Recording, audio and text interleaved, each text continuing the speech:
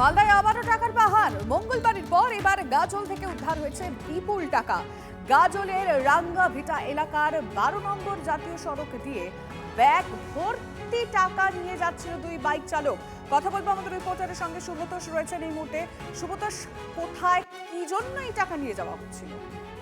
দেখো, এটা এখনো পর্যন্ত পুলিশ সূত্রে খবর যে এটা পুরোটাই মাদক পাচারের টাকা। কারণ ওদের সাথে শুধু টাকা নয়, পাওয়া গেছে মাদক এবং প্রায় 568 গ্রাম ব্রাউন সুগার পাওয়া গেছে বলে পুলিশ সূত্রে খবর। এবং এছাড়া এই প্রচুর পরিমাণে টাকা, যেটার হচ্ছে প্রায় 41 লক্ষ টাকা পাওয়া গেছে।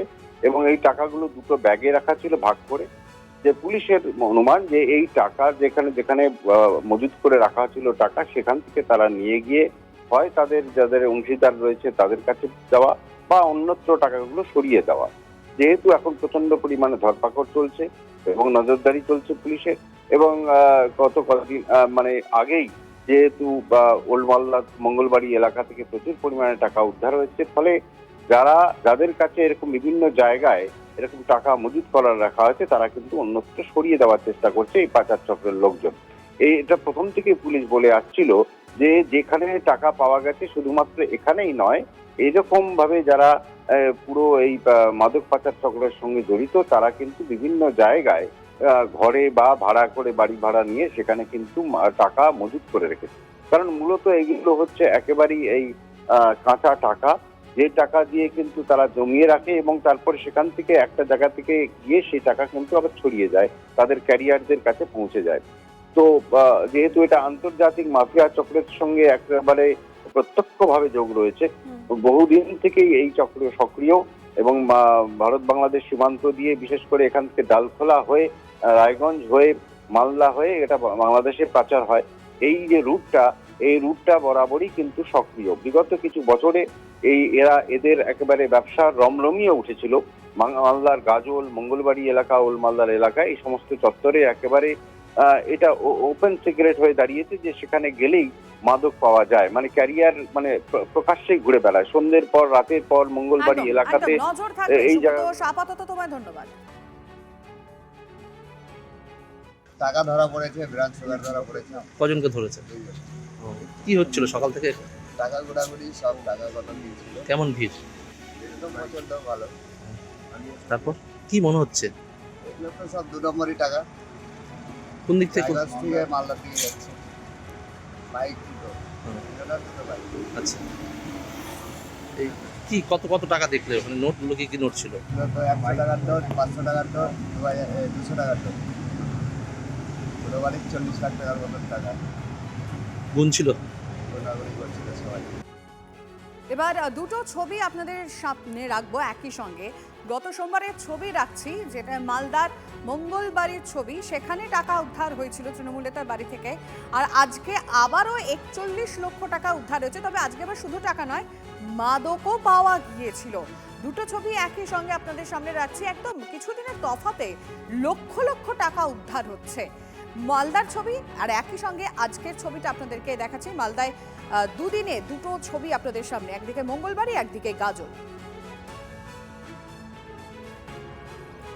অবসরপ্রাপ্ত পুলিশ কর্তা অরিন্দম আচার্য আমাদের সঙ্গে এই মুহূর্তে রয়েছেন। অরিন্দম বাবু, দুটো ছবি এই মুহূর্তে আমরা দেখাচ্ছি। সোমবার আপনার মনে থাকবে যেখানে লক্ষ লক্ষ টাকা উদ্ধার হলো, আজকে আবার 41 লক্ষ টাকার সঙ্গে মাদকও পাওয়া গিয়েছে। আপনি কিভাবে দেখছেন? আচ্ছা, আমি মালদার চাকরি করেছি, আপনাকে বলছি যে এই যে এত উদ্ধার হচ্ছে বিভিন্ন জায়গায়, পুলিশ আজকে নড়ে চড়ে বসেছে। আগে কেন করেনি?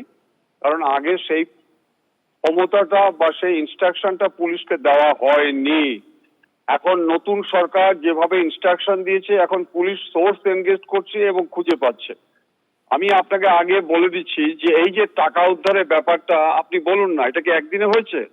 The movement of that person in questionable person দেখলেই ধরা যেত।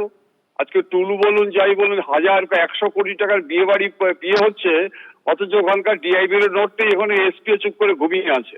অতএব এই ক্ষেত্রে আমি মনে করে থেকে শুধু মালদা কেন বলছেন ম্যাডাম, আপনাদের টিভিতে বহু আগে স্পেসিফিক্যালি আমি বলে এসেছিলাম যে মালদা, মুর্শিদাবাদ আদৌ পশ্চিমবঙ্গের মানচিত্রে থাকবে কি না।